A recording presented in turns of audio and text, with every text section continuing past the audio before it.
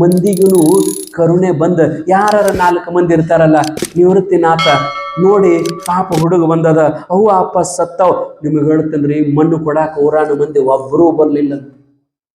ಪಾಪ ಸಣ್ಣ 4 ಮಕ್ಕಳ ಅವ್ವ ಅಪ್ಪನ ಅವ್ರನ್ನ ಮಣ್ಣು ಕೊಡಾಕ ಸುಡಾಕ ಜಗ್ಗಾಡಕ್ ಆಗವಲ್ತು, ಹೆಣ ಎತ್ತವಾಕ ಆಗವಲ್ತು. ಊರಾಗಿನವ್ರು ಒಬ್ಬರೂ ಬರ್ಲಿಲ್ಲ. ಅವ್ರ ಮುಖ ನೋಡಿದ್ರೆ ನಮಗ ಪಾಪ ಬರ್ತದಂತ ತಿಳ್ಕೊಂಡು ಒಬ್ಬರು ಬರ್ಲಿಲ್ಲ. ತಾವೇ ಗುದ್ದಾಡಿ ಮಕ್ಕಳು ಮಣ್ಣು ಮಾಡ್ತಾವ. ಒಬ್ಬರಿಗೆ ಏನಾರ ಒಂದಿಟ್ಟು ತರಬೇಕಂತ ಜೋಳಿಗೆ ತಗೊಂಡು ಊರಾಗ ಹೋದ್ರ ಮತ್ತೆ ಎಲ್ಲರೂ ಹಂಗೆ ಬಾಗಲನ ಹೆಕ್ತಿದ್ರು. ಅಂತದ್ರಾಗ ಒಬ್ಬಕ್ಕೆ ಕರುಣಾಜನಕ ಹೆಣ್ಣು ಮಗಳು 2 ದಿವಸ ಕಾಡೋದು ಮಕ್ಕಳಿಗೆ ಅವ್ರವ್ವ ಅಪ್ಪ ಸತ್ತರು. ಅವಕ್ಕೆ ಇಂಥದ್ದು ಬೆನ್ನು ಬಿಡುವಂತಂತ ತಿಳ್ಕೊಂಡು ಒಬ್ಬಕ್ಕೆ ಏನ್ ಮಾಡಿದ್ಲು ಅಂತಂದ್ರೆ ಒಂದು ಬಗಸಿ ಹಿಟ್ಟು ನೀಡಿದ್ಲು. ಪಾಪ ಏನಾರ ಮಾಡ್ಕೊಂಡು ತಿನ್ಲಿ, ಅಂಬಲಿ ಮಾಡ್ಕೊಂಡು ಕುಡಿಲಿ. ಸಣ್ಣ ಮಕ್ಕಳದಾವ, ಎಲ್ಲರದು ಮಕ್ಕಳು ಅಟ್ಟೆ, ನನ್ನ ಮಕ್ಕಳು ಅಟ್ಟ, ಮಂದಿ ಮಕ್ಕಳು ಅಟ್ಟಲ್ಲ ಅಂತ ತಿಳ್ಕೊಂಡು ಒಬ್ಬಕ್ಕೆ ಒಳ್ಳೆಯ ಹೆಣ್ಣು ಮಗಳು ಒಂದು ಬಗಸಿ ಹಿಟ್ಟು ನೀಡಿದ್ಲು. ಆ ಬಗಸಿ ಹಿಟ್ಟು ನೀಡಿ ಮತ್ತೊಬ್ಬಕ್ಕೆ ಕಟ್ಟಿ ನೋಡ್ಬಿಡ್ದ ಇಟ್ಟು ಹಿಟ್ಟಾಗಿತ್ತು. ಜೋಳಿಗೆ ತಗೊಂಡ ಆ ಹುಡುಗ ಆ ಕಡೆ ಈ ಕಡೆ ಹಿರಿಯರಿಗೆ ನೋಡ್ತಾನ, ಸಮಾಜದವ್ರು ನೋಡ್ತಾನ. ಯಾರು ನೋಡಿದ್ರಂದ್ರ ಮತ್ತ ನನ್ನ ಹಿಟ್ಟು ಕಸ್ಕೋತಾರ ಅಂತ ತಿಳ್ಕೊಂಡ ಓಡಿ ಹೊಂಟಿದ್ದ. ಅದ್ರಾಗ ಅಗಶಾಗ ಒಬ್ಬ ಕುಂತಿದ್ದ, ನೋಡ್ತಾನೆ. ನೋಡಿ ಓಡಿ ಬರ್ತಾನ, ಹೇ ನಿವೃತ್ತಿನಾಥ, ಹಿಟ್ಟಿಗೆ ಬಂದಿ, ಊರಾಗ ಭಿಕ್ಷುಕ ಬಂದಿ, ಯಾರ್ ನೀಡ್ಯಾರ ನಿನಗಂತ ತಿಳ್ಕೊಂಡು ಹುಡುಗನ ಹಿಡದ, ಅಗಸಾಗ ಹುಡುಗನ ಹಿಡದ ಅಲ್ಲೇ ಅಗಸಿಗೆ ಕಂಬಕ್ಕೆ ಕಟ್ಟೆ ಬಿಟ್ಟ. ಜೋಳಿಗೆ ಇಸ್ಕೊಂಡ. ಮತ್ತ 4 ಮಂದಿ ಊರಾಗ ಕೆಲವೊಬ್ರು ಹಿಂಗಿರ್ತಾರ್ರಿ ವಾ, ಸುಮಾರು ಮಂದಿ ಒಬ್ಬೊಬ್ಬರನ್ನ ಸರ್ವನಾಶ ಮಾಡಾಕನ ಇರ್ತಾರ ಕೆಲವೊಬ್ಬರು. ಆದ್ರೆ ಒಂದು ಪಕ್ಕ ತಿಳ್ಕೊರಿ, ಮ್ಯಾಗೊಬ್ಬ ಕುಂತನ ಪರಮಾತ್ಮ ಎಲ್ಲರನ್ನು ನೋಡಾಕ. ಮ್ಯಾಗೊಬ್ಬ ಕುಂತನ ಪರಮಾತ್ಮ, ಅವನ ತಕ್ಕಡಿ ಬಹಳ ಚಲೋ ಅದ. ಯಾರು ತಾಳ್ಮೆಯಿಂದ ಬದುಕುತ್ತೀರಿ, ಯಾರು ಒಳ್ಳೆ ರೀತಿಯಿಂದ ಬಾಳೆ ಮಾಡ್ತೀರಿ, ಯಾರು ಭಗವಂತನ ನಾಮಸ್ಮರಣೆ ಮಾಡಿ ಇನ್ನೊಬ್ಬರು ಹಸಿ ತಪ್ಪಲ ಮ್ಯಾಗ ಕಾಲು ಇಡ್ಲಾರ್ದ ಒಳ್ಳೆತನದಿಂದ ಬದುಕುತ್ತೀರಲ್ಲ, ಅಂತವ್ರನ್ನ ಪರಮಾತ್ಮ ಎಂದು ಕೈ ಬಿಡಂಗಿಲ್ಲ. ಊರಾಗಿನವ್ರನ್ನ ಕರೆದ, ಎಲ್ಲ ಹಿರಿಯರು ಬಂದರು, ಕೈಯಾಗಿನ ಜೋಳಿಗೆ ಕಸ್ಕೊಂಡ ಯಾರು ಬಾ ಅಂದಾರ ನಿನಗ ಊರಾಗ? ನಿಮ್ಮ ಅಪ್ಪಗ ನಿಮಗ ಬಹಿಷ್ಕಾರ ಹಾಕ್ಯದ ಇಲ್ಲ, ಬರಬೇಡ್ರಿ ಊರಾಗ ನೀವು, ಯಾರು ನಿನಗೆ ಹಿಟ್ಟು ನೀಡಿದಕ್ಕೆ ಅಂತ ತಿಳ್ಕೊಂಡು ಜೋಳಿಗೆ ಕಸ್ಕೊಂಡು ಜೋಳಿಗ್ಯಾನ ಹಿಟ್ಟು ಎಲ್ಲ ಹಿಂಗ ನೆಲಕ್ಕೆ ಉದುರಿಸಿ ಕಾಲನ್ಗಾಲಿನ ಅದನ್ನೆಲ್ಲ ನೆಲದಾಗ ಮಣ್ಣ ಹಿಟ್ಟ ಒಂದು ಮಾಡಿಬಿಟ್ರು. ಪಾಪ ಮಣ್ಣ ಹಿಟ್ಟ ಒಂದು ಮಾಡಿಬಿಟ್ರು. ಜೋಳಿಗೆ ಹರಿದದನ್ನ ಮೂಲ್ಯಾಗ ಹೋಗಿದ್ರು.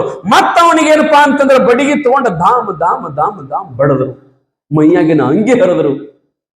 ಗುಡಿಸಲದೊಳಗ ಜ್ಞಾನದೇವ ಇದ್ದ. ಗುಡಿಸಲದೊಳಗ ಸಣ್ಣ ಮುಕ್ತಾಯಿ ಕೂಸ ಸೋಪಾನ ಕಾಕ ನಮ್ಮ ಅಣ್ಣ ಊರಾಗ ಹೋಗ್ಯಾನ, ನಮಗ 3 ದಿವಸ ಆಯ್ತು ಊಟಿಲ್ಲ.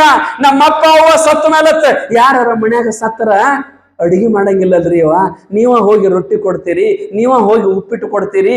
ಮನ್ಯಾಗ ಅವ್ವ ಅಪ್ಪ ಸತ್ತರ ಒಂದು ಸಿಂಗಲ್ ಚಾ ಕೊಡೋರು ಯಾರು ದಿಕ್ಕಿಲ್ಲ ಮಕ್ಕಳಿಗೆ, ಒಂದು ಸಿಂಗಲ್ ಚಾ ಕೊಡೋರು ದಿಕ್ಕಿಲ್ಲ.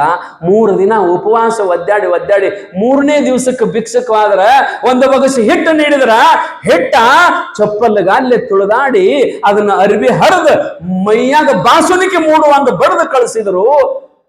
ನಿವೃತ್ತಿನಾಥ ಬಂದು ನಿಂತಾಗ ಜ್ಞಾನದೇವಂತನ, ಎಣ್ಣ ಏನಾಯ್ತಪ್ಪ ಅಂತಂದಾಗ ಏನಿಲ್ಲ ನೋಡು ನನ್ನ ದುಬ್ಬ ಅಂತಂದಾಗ ದುಬ್ಬ ತೋರಿಸ್ತಾನ. ಇಂತಿಂತ ಬಾಸುಂಡಿ ಮುಡಿದ್ದು. ಆಗ ಸೋಪಾನ ಆ ಹರಿದದ ಜೋಳಿಗೆ ತಗೊಂಡ ಅದ್ರೊಳಗ ಮೂಲ್ಯಾಗ ಅಲ್ಲೇಟ್ ಹಿಟ್ಟು ಉಳಿದಿತ್ತು. ಸೋಪಾನ ಅಲ್ಲೇಟ್ ಒಂದು ಮುಟ್ಟಿಗೆ ಹಿಟ್ಟಿತ್ತಲ್ಲ, ಆ ಹಿಟ್ಟು ತಗೊಂಡ 3 ದಿವಸ ಆತು, 3 ವರ್ಷದ ಕೂಸು ಅಳ್ಳಾಕತ್ತಿತ್ತು, ಊಟ ಇಲ್ಲ ಅಂತ ತಿಳ್ಕೊಂಡ ಅವ ಜ್ಞಾನದೇವಂತಾನ, ನಮಗ್ ಹೆಂಗಾರ ನಡೀತದ, ನಾವ್ ಏನಾರ ಒಂದಿವ್ಸ ನೀರು ಕುಡದ ಅಥವಾ ತಪ್ಪಲ ಇದನ್ನ ತಿಂದು ನಾವು ಬದುಕೋನು. ಈ ಒಂದು ಮುಟ್ಟಿಗೆ ಹಿಟ್ಟದಲ್ಲ, ಇದನ್ನೊಂದು ರೊಟ್ಟಿ ಮಾಡಿ ಆ ಮುಕ್ತಾಬಾಯಿ 3 ವರ್ಷದ ಕೂಸಿಗೆ ಹಾಕೋಣಂತ ತಿಳ್ಕೊಂಡ, ಹೋಗ್ ಒಂದಿವ್ಸ ನೀರು ತರೋಗು, ಇದಕ್ಕೆ ಹಿಟ್ಟು ನಾದಿ ಒಂದು ರೊಟ್ಟಿ ಮಾಡಿ ಆ ಕೂಸಿಗೆ ಕೊಡೋಣ ಅಂತ ತಿಳ್ಕೊಂಡ ನಿವೃತ್ತಿನಾಥನ ಮತ್ತ ನೀರು ತರಕ ಕಳಿಸ್ತಾನ ಜ್ಞಾನದೇವ. ಹೋಗು ಕೆರೆಗೆ ಹೋಗಿ ಈ ಬಿಂದಿಗೆ ತಗೋ, ನೀರು ತಗೊಂಡು ಬರೋಗಂತ ತಿಳ್ಕೊಂಡು ಆದಾಗ ನಿವೃತ್ತಿನಾಥ ಆ ಬಿಂದಿಗೆ ತಗೊಂಡ ನೀರು ತರಕ್ ಹೋಗಿ ನೀರು ತುಂಬಿಕೊಳ್ಳಾಕತ್ತಿದ. ಮತ್ತೊಬ್ಬ ಬಂದರಿ ಅಲ್ಲಿ. ಅಲ್ಲಿ ಬಂದು ನಿಂತಂತಾನ, ಹೇ ನಿವೃತ್ತಿನಾಥ, ನಿನಗೆ ಕೆರಿಗೆ ಮುಟ್ಟಂತ ಯಾರು ಹೇಳ್ಯಾರ? ನೀವು ಏನು ಮುಟ್ತೀರ ಅದು ಅಪವಿತ್ರ ಆಗತ್ತದ. ನೀವು ಊರಾಗ ಬರಬಾರ್ದು, ಯಾವ ಸಾಮಗ್ರಿನೂ ಮುಟ್ಟಬಾರ್ದು, ನೀರು ಮುಟ್ಟಬಾರ್ದು, ಬೆಂಕಿ ಮುಟ್ಟಬಾರ್ದು, ಯಾರು ಹೇಳ್ಯಾರ ನಿಮಗಂತ ತಿಳ್ಕೊಂಡ ಓಡಿ ಬಂದವನ ಆ ನಿವೃತ್ತಿನಾಥ ಬಿಂದಿಗೆ ತಗೊಂಡು ಹಿಂಗ ತುಂಬಾ ಹತ್ತಿತ್ತು, ಬಾಗಿದ್ದ, ಹಿಂದೆ ಬಂದು ದುಬ್ಬದಾಗ ಧಡಲ್ ಅಂತ ಒದ್ದು ಬಿಟ್ರ ಬಿಂದಿಗೆ ಯಾವ ಕೂಡೆ ನೀರಾಗ ಬಿದ್ದು ಬಿಟ್ಟು ಪಾಪ. ನಿವೃತ್ತಿನಾಥ ಬಿಂದಿಗೆ ತಗೊಂಡ ನೀರಾಗ ಬಿತ್ತು ಬಿಟ್ಟ. ಮತ್ ಹಂಗಟ ಮಾಡಿ ಬಿಂದಿಗೆ ತಗೊಂಡು ಬರ್ಬೇಕಂತ ತಿಳ್ಕೊಂಡ ಮ್ಯಾಲ ಬರಗುಡ್ದ ಬಡಿಗೆ ತಗೊಂಡ ಬಿಂದಿಗೆ ಧಡಲ್ ಅಂತ ಬಡದ, ಮತ್ ಬಡಗಿಲೆ ಬಡದ ಊರೊಳಗ ಬರಬಾರ್ದು, ನೀವು ನೀರಿಲ್ಲ ಬೆಂಕಿಲ್ಲ ನಡಿ ಅಂತ ತಿಳ್ಕೊಂಡ ಮತ್ ಕಳಿಸಿದ್ರ ನಿವೃತ್ತಿನಾಥ ಅಳ್ಕೋಂತ ಬಂದ ಜ್ಞಾನದೇವನ ತೆಕ್ಕ ಮತ್ ಬಂದು ನಿಂತ. ಏನಾಯ್ತು ಅಂತಂದಾಗ, ಇಲ್ಲ ಊರಾನ ಜನ ನಮ್ಮನ್ನು ಬಿಡಂಗಿಲ್ಲ, ನಮ್ಮವ್ವ ಅಪ್ಪ ಸತ್ತಂಗ ಸುಮ್ಮ ನಾವು ಸಾಯುದು ಚಲೋ ನೋಡೋ ಅಂತ ಕೇಳಿದ್ರೆ ಜ್ಞಾನದೇವಂತನ ಇಲ್ಲ, ಇಂದಿಲ್ಲ ನಾಳೆ ಪಾಂಡುರಂಗ ನಮಗೆ ಒಳ್ಳೆಯದು ಮಾಡ್ತಾನೆ.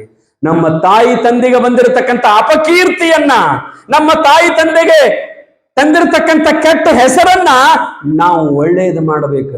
ನಮ್ಮ ತಾಯಿ ತಂದೆ ಒಳ್ಳೆಯವರಂತ ನಾವು ತೋರಿಸಬೇಕಾಗಿತ್ತು ಅಂದ್ರೆ ಎಷ್ಟು ಕಷ್ಟ ಬಂದರೂ ಕೂಡ ನಾವು ಬದುಕಬೇಕು ಅಂತ ತಿಳ್ಕೊಂಡ ನಿವೃತ್ತಿನಾಥ ಹೇಳ್ತಾನ, ಅವಂದೆಲ್ಲ ಅಂಗಿ ತೋದಿತ್ತಲ್ರಿ, ಉಟ್ಕೊಂಡದ ಪಂಜಿ ತೋದಿತ್ತಲ್ರಿ, ಅದಕ್ಕೆ ಹಿಟ್ಟ ಅಲ್ಲೊಂದು ಕಲ್ಲು ಮೇಲೆ ಹಾಕಿ ಆ ಪಂಜಿದೊಳಗೆ ಇದ್ದ ನೀರು ಹಿಂಡತಾನ. ಪಂಜಿ ತೋದಿತ್ತು, ಅಂಗಿ ತೋದಿತ್ತು, ಅದನ್ನು ಹಿಂಡಿದ ಕೂಡಲೇ ಒಂದೀಟು ಹಿಟ್ಟ ಅದೇನಾಯ್ತು ಅಂತಂದ್ರೆ ಸ್ವಲ್ಪ ನಾದಿದ, ಅಷ್ಟು ಕಣಕದ ಗತಿ ಆಯ್ತು. ರೊಟ್ಟಿ ಮಾಡಿದ, ಬೇಸುದೆಲ್ಲಿ? ರೊಟ್ಟಿ ಬೇಯ್ಬೇಕಲ್ಲ ಅಂದ್ರೆ ಹಸಿದ ತಿಂತಾರೇನು? ನಿಮಗೆ ಗೊತ್ತಿರಲಿ, ಜ್ಞಾನದೇವ ಅಂತಂದ್ರೆ ಸಾಮಾನ್ಯ ವ್ಯಕ್ತಿ ಅಲ್ಲ, ಅವ ಪರಮಾತ್ಮನ ಅವತಾರಿ ಪುರುಷ. ಜ್ಞಾನದೇವ ಅಂತಂದ್ರ ಅವ ಪರಮಾತ್ಮನ ಅವತಾರಿ ಪುರುಷ, ಅವನೊಬ್ಬ ತತ್ವಜ್ಞಾನಿ, ಅವನೊಬ್ಬ ನಿಜವಾದ ಪಾಂಡುರಂಗನ ಅವತಾರಿ ಪುರುಷ ಜ್ಞಾನದೇವ.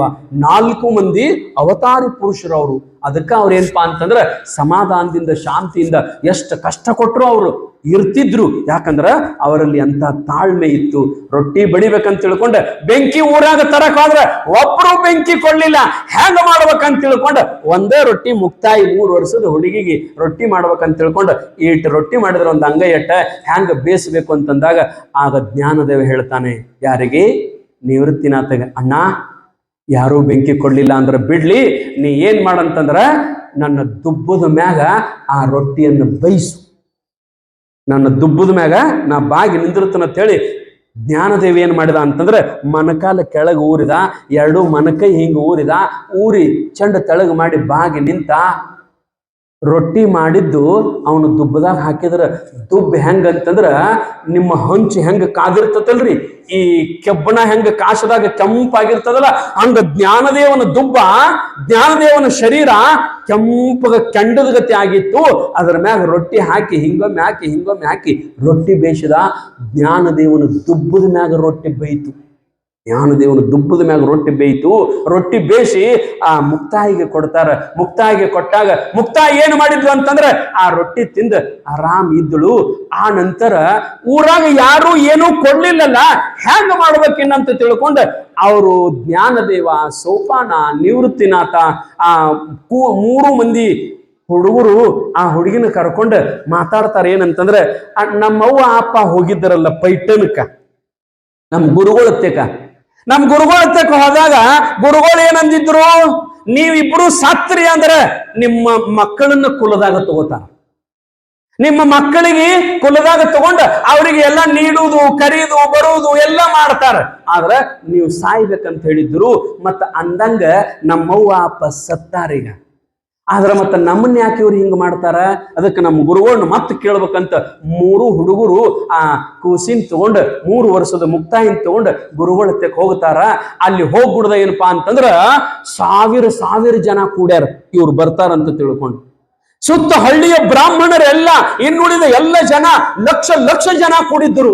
ಇವ್ರು ಬರ್ತಾರಂತ ತಿಳ್ಕೊಂಡ 4 ಮಂದಿ ಬಂದು ಬರೇ ಒಂದು ಹಿಂಗ ಶಲ್ಯ ಹಾಕೊಂಡಿದ್ರು ಹೆಗಲ ಮ್ಯಾಗ. ಅದನ್ನ ಒಂದು ಪಂಜಿ ಉಟ್ಕೊಂಡಿದ್ದು ಬಂದ 4 ಮಂದಿ ಕೈ ಮುಕ್ಕೊಂಡು ಸಣ್ಣ ಹುಡುಗಿನ ತಗೊಂಡು ನಿಂತರು. ಗುರುಗಳು ಕೇಳ್ತಾರ, ಯಾಕರೋ ಇಲ್ಲೇಕ ಬಂದ್ರಿ ನೀವು ಅಂತ ಕೇಳಿದಾಗ, ಯಪ್ಪ ನೀವು ಹೇಳಿತಿರಲ್ಲ ತಂದೆ, ನಮ್ಮವ್ವ ಅಪ್ಪ ಸತ್ತ ಮೇಲತ್ತ ನಮ್ಮನ್ನ ಸಮಾಜದಾಗ ತಗೋತಾರ, ನಮ್ಮ ಪಾಪ ಪರಿಹಾರ ಆಗ್ತದ, ನಮ್ಮನ್ನೆಲ್ಲ ಕರ್ಕೋತಾರ, ನಮ್ಮನ್ನ ನೀಡ್ತಾರ ಅಂತ ನೀವ್ ಅಂತಿದ್ರಿ. ಹಂಗ ಪರ್ಮಿಷನ್ ಪತ್ರ ಕೊಟ್ಟಿದ್ರಿ. ಮತ್ತೆ ಇವತ್ತು ನಮ್ಮನ್ನ ಯಾರೂ ಕರಿತಾ ಇಲ್ಲ. ನಮಗ ಊರಾಗ ಏನಾರ ಬಂದ್ರ ನೀಡಂಗಿಲ್ಲ. ಮತ್ತ ನಾವ್ ಹೆಂಗ್ ಬದುಕೊಂಡ್ರಿಯಪ್ಪ ಅಂತಂದಾಗ ಆ ಗುರುಗಳು ಕೇಳ್ತಾರ. ಗುರುಗಳು ಅವರು ಬೆರಿಕಿರ್ತಾರ. ಕೆಲವೊಬ್ರು ಸ್ವಾಮಿಗಳು ಅವರೇ ಹೇಳ್ಯಾರ, ನಿಮ್ಮವ್ವ ಅಪ್ಪ ಸತ್ತ ಮೇಲೆ ನಿಮ್ಮನ್ನು ಕರ್ಕೋತಾರ ಸಮಾಜದಾಗಂತ ಅವರೇ ಹೇಳ್ಯಾರ. ಆದ್ರ ಅವ್ರ ಮ್ಯಾಲ ಕುಂತು ಕೇಳ್ತಾರ, ಯಾರು ನೀವು ಯಾರು? ಅವ್ರಂದ್ರು, ಯಪ್ಪ ನಾವು ಮಕ್ಕಳು, ನೀವು ಗೊತ್ತದ, ನೀವೇ ಹಿಂಗ್ ಮಾಡಿರಿ, ನಾವು ನಿವೃತ್ತಿನಾಥ ಸೋಪಾನ ಕಾಕ, ಯಾವ್ರ ಪೈಕಿ ನೀವು, ಯಾರ ಪೈಕಿ ನೀವು? ಅವ್ರಂದ್ರು, ನಾವು ಬ್ರಾಹ್ಮಣರಿ ಅಪ್ಪ. ಬ್ರಾಹ್ಮಣರಲ್ಲ. ಬ್ರಾಹ್ಮಣರಂತಂದ್ರ ಬ್ರಾಹ್ಮಣರಂತ ಯಾರಿಗಂತಾರ ಗೊತ್ತದ? ಯಾರಿಗೆ ವೇದಗಳು ಬರ್ತಾವ, ಯಾರಿಗೆ ಶಾಸ್ತ್ರ ಗೊತ್ತದ, ಯಾರಿಗೆ ಮಂತ್ರ ಬರ್ತಾವ ಅವರಿಗೆ ಬ್ರಾಹ್ಮಣರಂತಾರ. ಇಲ್ಲಿ ಹುಟ್ಟಿದವ್ರು ನೀವು ಪಾಪಿಗಳು. ನಿಮಗ ವೇದಗಳು ಬರ್ತಿತ್ತು ಅಂತಂದ್ರ ಬ್ರಾಹ್ಮಣರಂತಾರ. ನೀವೆಂತ ಬ್ರಾಹ್ಮಣರು? ಬ್ರಾಹ್ಮಣರಂತ ಯಾರಿಗಂತಾರಂತ ಕೇಳಿದಾಗ ಹಿಂದ ಜ್ಞಾನದೇವ ನಿಂತಿದ್ದ, ಮುಂದೆ ನಿವೃತ್ತಿನಾಥ ನಿಂತಿದ್ದ. ಆಗೇನ್ ಮಾಡಿದ ಅಂತಂದ್ರೆ ಜ್ಞಾನದೇವ ಹಗಾರ್ಕ ನಿವೃತ್ತಿನಾಥನ ಹಿಂದೆ ಸರಿಸಿದ. ಜ್ಞಾನದೇವ ಮುಂದೆ ಬಂದು ನಿಂದಿರ್ತಾನ. ಯಾಕ? ಇದು ಅವತಾರಿ ಪುರುಷ. ನಿಮ್ಗೆ ಗೊತ್ತಿರಬೇಕು, ಜ್ಞಾನದೇವ ಕೇವಲ ತನ್ನ 18 ವರ್ಷದೊಳಗ, ತನ್ನ 18ನೇ ವಯಸ್ಸಿನಿಗೆ ಜ್ಞಾನದೇವ ಭಗವದ್ಗೀತೆಯನ್ನ ಮರಾಠಿಯೊಳಗೆ ಬರದಾನ. ಬರೀ 18 ವರ್ಷದೊಳಗ. ಇಡೀ ಜಗತ್ತಿನೊಳಗ ಇವತ್ತದು ಜ್ಞಾನೇಶ್ವರಿ ಗ್ರಂಥ ಆಗಿ ಪ್ರತಿನಿತ್ಯ ಪೂಜಾ ಮಾಡ್ತಾರ. ಭಗವದ್ಗೀತಾ, ಸಂಸ್ಕೃತ ಭಗವದ್ಗೀತಾ, ಅದನ್ನ ಮರಾಠಿಗೆ ಟ್ರಾನ್ಸ್ಲೇಷನ್ ಮಾಡಿ ಅದಕ್ಕೆ ಜ್ಞಾನೇಶ್ವರಿ ಅಂತ ಹೆಸರಿಟ್ಟಾನ. ಅಂತಹ ತತ್ವಜ್ಞಾನಿ ಜ್ಞಾನದೇವ ಸೋಪಾನನ ಹಿಂದೆ ಸರಿಸಿ, ನಿವೃತ್ತಿನಾಥನ ಹಿಂದೆ ಸರಿಸಿ ಮುಂದೆ ಬರ್ತಾನ. ಗುರುಗಳಿಗೆ ಪ್ರಶ್ನೆ ಮಾಡ್ತಾನ, ಯಪ್ಪ ನೀವು ಬ್ರಾಹ್ಮಣರಂತ ಯಾರಿಗಂತೀರಿ? ಯಾರಿಗೆ ವೇದ ಓದಾಕ ಬರ್ತದ ಅವ್ರಿಗೆ ಬ್ರಾಹ್ಮಣರಂತೀರಿ? ಇಲ್ಲ, ಯಾರಿಗೆ ವೇದ ಓದಾಕ ಬರ್ತದ ಅವ್ರಿಗೆ ಬ್ರಾಹ್ಮಣರಂತೀರಿ. ಬರೋಬರಿ, ಅವ್ರಿಗೆ ಅನ್ರಿಯಪ್ಪ ಅಂತ ತಿಳ್ಕೊಂಡ ಅನ್ನೋದ್ರೊಳಗ ಆ ಪೈಠನದೊಳಗ ಈ ದುರ್ಗವ್ಗ ಕ್ವಾಣ ಅದು ಅಂತ ಬಿಟ್ಟಿರ್ತಾರಲ್ಲ, ಬಿಡ್ತಾರ ನಿಮ್ಮೂರ ಕ್ವಾಣ. ಆ ಪೈಠನದೊಳಗ ಕ್ವಾಣ ಬಿಟ್ಟಿದ್ರು ದುರ್ಗವ್ಗ ಅಂತ ತಿಳ್ಕೊಂಡ ಅದು ಮನಗಂಡ ತಿಂದು ತಯಾರಿಯಾಗಿತ್ತು. ಮನಗಂಡ ದೊಡ್ಡ ಕ್ವಾಣ, ಮನಗಂಡ ಎತ್ತರಿತ್ತು. ಈ ಮಂದಿ ಕೂಡಿದ ಸಭಾದೊಳಗ ಆ ಕ್ವಾಣ ಹಾದ ನಡೆದಿತ್ತು. ಜ್ಞಾನದೇವ ಕ್ವಾಣ ನೋಡಿದ, ಓಡಿ ಹೋಗಿ ಕ್ವಾಣ ಹಿಡ್ಕೊಂಡು ಬಂದು ಮುಂದೆ ನಿಂದಿರ್ಸಿದ. ಅವ್ರ ಗುರುಗಳು ಅಂದ್ರೆ, ಹೇ ಜ್ಞಾನದೇವ ಅದನ್ನೇ ಕ್ವಾಣ ತಂದೆ ಅಂತಂದಾಗ, ತಡೀರಿಯಪ್ಪ ನೀವೇನಂದಿರಿ? ಯಾರ ಬಾಯಿಂದ ವೇದ ಬರ್ತದ ಅವ್ರ ಬ್ರಾಹ್ಮಣರಂದಿರಿ? ಇಲ್ಲ, ಈ ಕ್ವಾಣ ವೇದ ನುಡಿತದ ನೋಡಿರ್ಬೇಕಾದ್ರ. ಕ್ವಾಣಿನ ಬಾಯಿಲೆ ವೇದ ಬರ್ತದಂತ ತಿಳ್ಕೊಂಡ ಸಂತ ಜ್ಞಾನದೇವ ಏನು ಮಾಡಿದ ಅಂತಂದ್ರ ಆ ಕ್ವಾಣಿನ ದುಬ್ಬದ ಮ್ಯಾಗ ತನ್ನ ಅಮೃತ ಹಸ್ತವನ್ನ ಹೀಗ ಬಡದ ವೇದಗಳನ್ನು ಹೇಳಂತ ಕ್ವಾಣಿಗೆ ಆಜ್ಞೆ ಮಾಡಿದ್ರ 3 ತಾಸ ಕ್ವಾಣ ಮಂತ್ರವನ್ನು ಓದಾಕೈತಂತ. ಒಂದು ಸವಣ ಕ್ವಾಣ ಅವನ ಅಮೃತ ಹಸ್ತವನ್ನ ಕ್ವಾಣಿನ ಮೇಲೆ ಇಟ್ಟಾಗ ಒಂದು ಸವಣ ವೇದ ಮಂತ್ರಗಳು ಓಂ ಸಹನಾವತು ಸಹನೌನಕ್ತು ಸಹವೀರ್ಯಂ ಕರವಾವಹೈ ತೇಜಸ್ವಿನಾವಧೀತಮಸ್ತು ಅಂತ ತಿಳ್ಕೊಂಡ ವೇದದ ಎಲ್ಲ ಮಂತ್ರಗಳು ಕ್ವಾಣಿನ ಬಾಯಿಲೆ ಬಂದು. ಆಗ ಗುರುಗಳಿಗೆ ಹೇಳ್ದ ಜ್ಞಾನದೇವ, ಗುರುಗಳೇ ಇದು ಕ್ವಾಣ ಯಾರ ಪೈಕಿ ಅಂತ ಕೇಳ್ದ. ಇದಕ್ಕೆ ಬ್ರಾಹ್ಮಣ ಅಂತೀರಿ? ಆಗ ಗುರುಗಳಿಗೆ ಗೊತ್ತಾಯ್ತು, ಅರೆ ಜ್ಞಾನದೇವ ಅಂತಂದ್ರ ಇವ ಸಾಮಾನ್ಯ ಮನುಷ್ಯನಲ್ಲಪ್ಪ, ಇವನೊಬ್ಬ ತತ್ವಜ್ಞಾನಿ, ಇವನೊಬ್ಬ ಪಾಂಡುರಂಗನ ಅವತಾರಿ ಅಂತ ತಿಳ್ಕೊಂಡ ಮ್ಯಾಗ ಕುಂತವ, ಜಗದ್ಗುರುಗಳಾಗಿ ಕುಂತವ ಕೆಳಗೆ ಇಳಿದು ಓಡಿ ಬಂದು ಜ್ಞಾನದೇವನ ಕಾಲೊಳಗೆ ಬಿದ್ದು ಉಳ್ಳಾಡಿ ಅಳ್ಳಾಗತ್ತಿದ.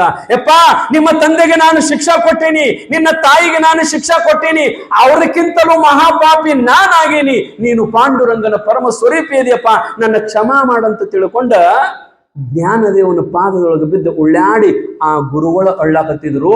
ಇನ್ನು ಗುರುಗಳ ಹಂಗ ಮಾಡಾಕತ್ತಾರಂತಂದಾಗ ಕ್ವಾಣಿನ ಬಾಯಿಲೆ ವೇದ ನುಡಿಸಿದಂದ್ರ ಇವ ಸಾಮಾನ್ಯ ಮನುಷ್ಯ ಅಲ್ಲ ಅಂತ 1,00,000 ಮಂದಿ ಎಲ್ಲ ಆ ಪಾಂಡುರಂಗನ ಭಕ್ತರು ಜ್ಞಾನದೇವನ ಪಾದ ಮುಟ್ಟಿ ನಮಸ್ಕಾರ ಮಾಡಿ ಅವನಿಗೇನು ಹೂ ಹಾರಿಸೋದು, 4 ಮಂದಿಗೆ ಹೂ ಹಾರಿಸಿ ಅವರಿಗೆ ಸನ್ಮಾನ ಮಾಡಿ ಅವರಿಗೆ ಪಲ್ಲಕ್ಕಿಯೊಳಗೆ ಕುಂಡ್ರಿಸಿ ಇಡೀ 3 ಮಂದಿ ಮೆರವಣಿಗೆ ಮಾಡಕತ್ತಿರಂತ. ಯಾರಿಗೆ? 4 ಮಂದಿಗೆ. ನಿವೃತ್ತಿನಾಥಗ ಮುಕ್ತಾಯಿಗಿ ಮ್ಯಾಲ ಕುಂಡ್ರಿಸಿ ಏನ್ ಮಾಡಾಕತ್ತೀರಂತಂದ್ರ ಮೆರವಣಿಗೆ ಮಾಡಿ ಸುತ್ತ ಹಳ್ಳ್ಯಾಗ ಜ್ಞಾನದೇವ ಅಂತಂದ್ರ ಅವನೊಬ್ಬ ಅವತಾರಿ ಪುರುಷ. ಅವನ ಬಾಯಿಲೆ ಏನ ನುಡಿತಾನ ಅದೇ ಆಗ್ತಿತ್ತು. ಆ ನಂತರ ಇಡೀ ಊರವರೆಲ್ಲ ಅವ್ರಿಗೆ ಏನು ಕೊಟ್ಟದ್ದ ಅವ್ರೇನ್ ತಿಂದದ್ದ ಅದ ಊರೊಳಗ ಒಬ್ಬ ತಪಸ್ವಿ ಇದ್ರಿ.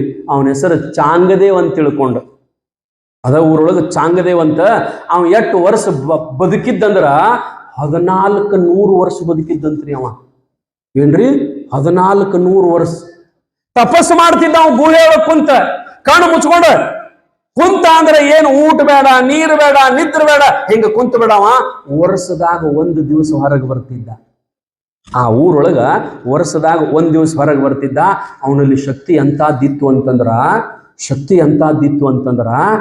ವರ್ಷ ತಕ ಊರಾಗ ಯಾರು ಸಾಯ್ತಾರಲ್ಲ ಸತ್ತವ್ರು ಹೆಣ ತಂದ ಅವೇನ್ ತಪಸ್ಸು ಮಾಡ್ತಿದ್ ನೋಡ್ರಿ, ಆ ಗುಹೆ ಅದ್ರ ಮುಂದೆ ತಂದು ಹಾಕೊಂಡು ಕೊಡುತ್ತಿದ್ರಿ ಎಲ್ಲರೂ ಹೆಣಗಳನ್ನ. ಈ ವರ್ಷದ ಎಷ್ಟು ಊರಾಗ ಸಾಯ್ತ ನೋಡ್ರಿ ಎಲ್ಲ ಹೆಣ ತಂದ ಅಲ್ಲಿ ಮುಂದೆ ಹಾಕೊಂಡು ಕೊಡುತ್ತಿದ್ರು. ಯಾಕಂದ್ರ ಅವ ಹೊರಗೆ ಬಂದ ಅಂದ್ರ ಎಲ್ಲರೂ ಜೀವ ಮಾಡ್ತಿದ್ದವ. ನಿಮ್ ಊರಾಗ ಇಂಥ ಒಬ್ರು ಇದ್ರು ಪಾಡಕತ್ತಿಲ್ರಿ?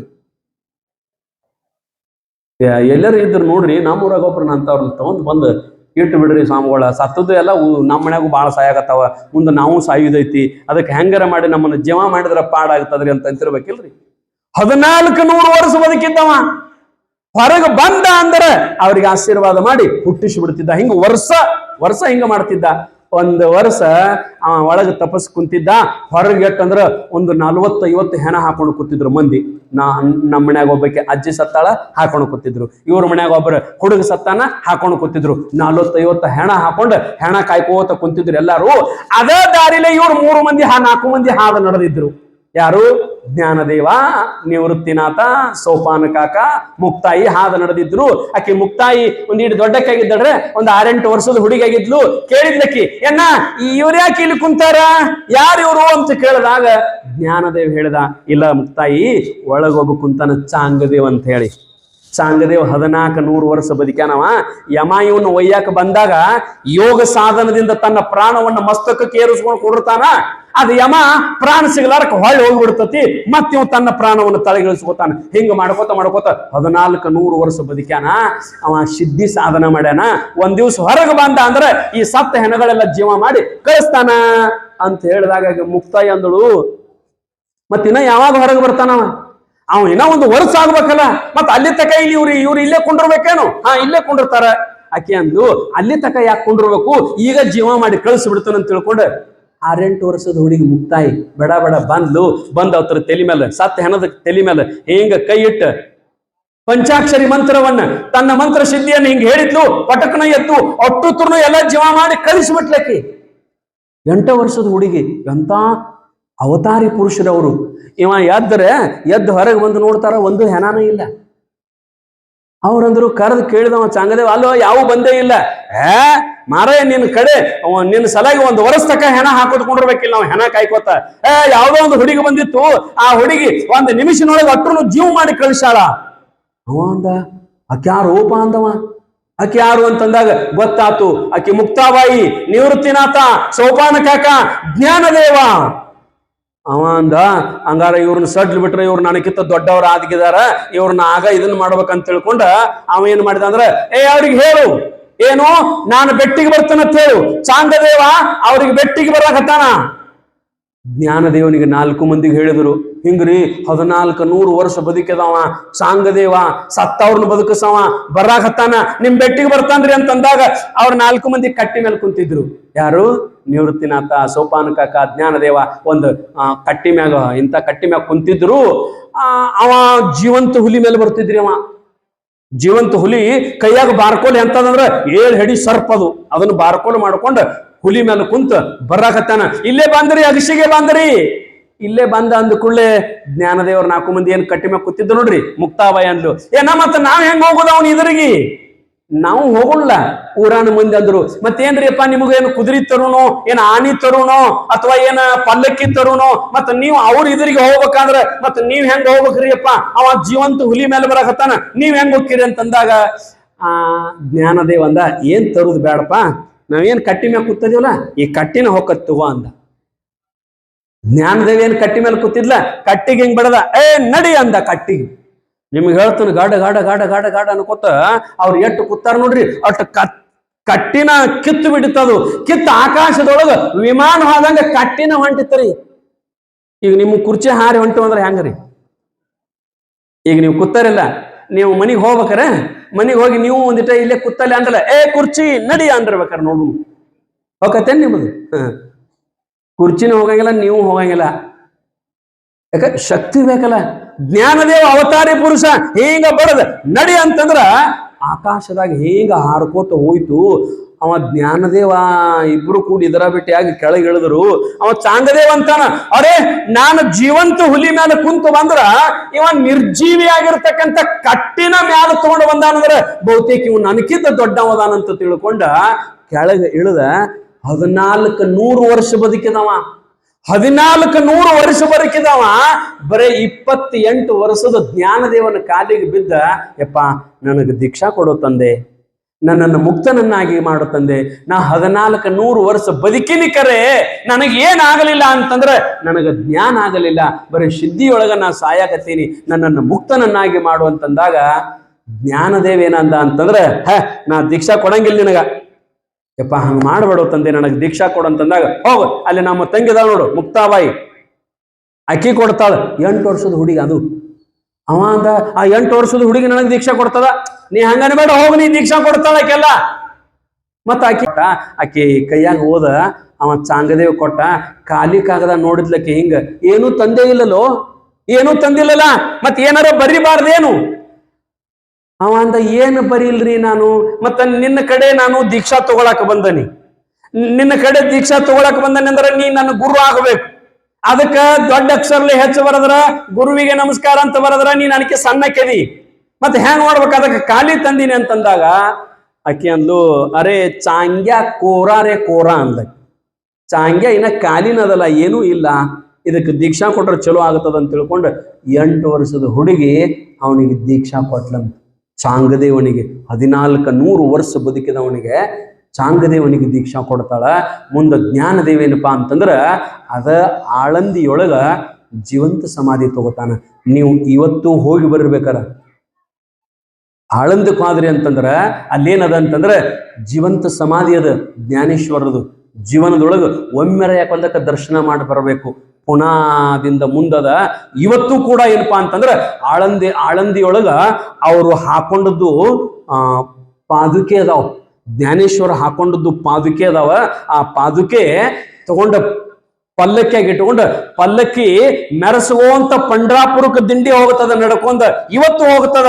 ಆದ್ರ ಎಷ್ಟು ಮಂದಿ ಇರ್ತಾರಂದ್ರ ಲಕ್ಷ ಮಂದಿ ಇರ್ತಾರ್ರಿ.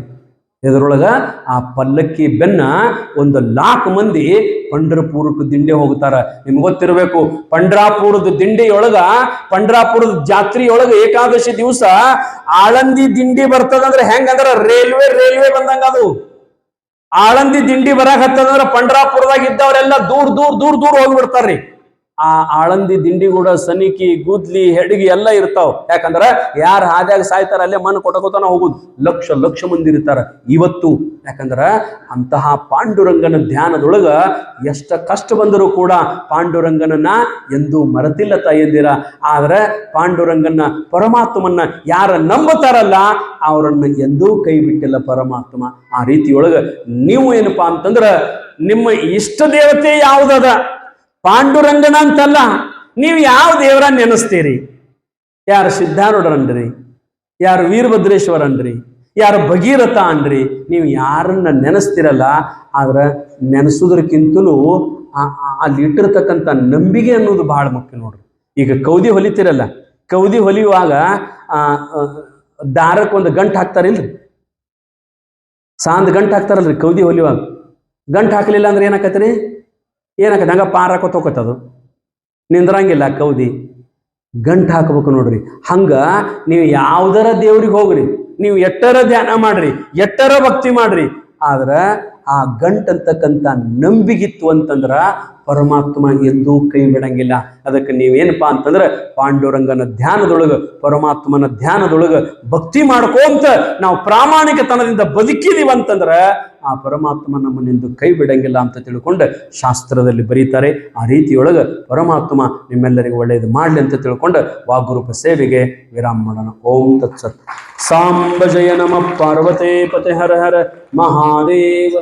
ಈಗ ಮಹಾಮಂಗಳಾರತಿ. ಮಹಾಮಂಗಳಾರತಿ ಆದ ನಂತರ ತಾವೆಲ್ಲ ಪ್ರಸಾದಕ್ಕೆ ಹೋಗ್ಬೇಕು.